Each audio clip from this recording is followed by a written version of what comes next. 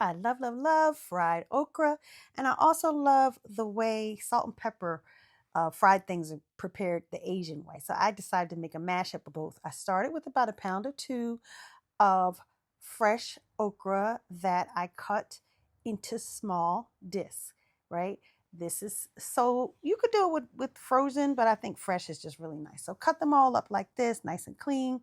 Then I use a cup of tempura batter mix that I got from the Asian market.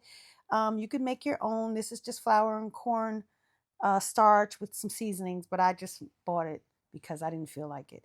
I use about 3/4 cup of water, mix that all together until you get a pancake-like consistency.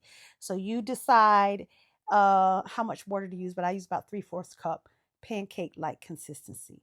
And once you have that consistency, you can go ahead and add a little bit more seasoning to it. When you get the Korean tempura mix, it's already got some seasoning in it, but I added a little Creole because I want this to taste more like Creole. So I add a little Creole seasoning.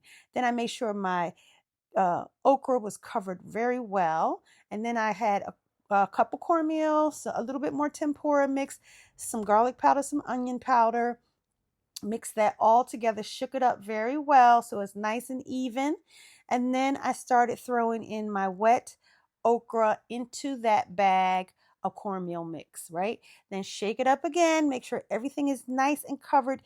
Each one of those cornmeal has a nice little crust on it, and then go ahead and put it in about a cup of neutral oil. When I say neutral oil, I mean like vegetable oil, grapeseed oil, avocado oil, whatever you choose that has a high smoke point. Go ahead and fry that. Now, you could stop here or you can do what I did here, and this is to make the salt and pepper topping. So I used 2 small onions, a little habanero, a sweet pepper, sauteed that all in olive oil, and then I already had what was a salt and pepper mix that I got from the Asian market, but you know you could use your own pepper and your own salt to season that up, right? It's supposed to have a salt and peppery kind of taste.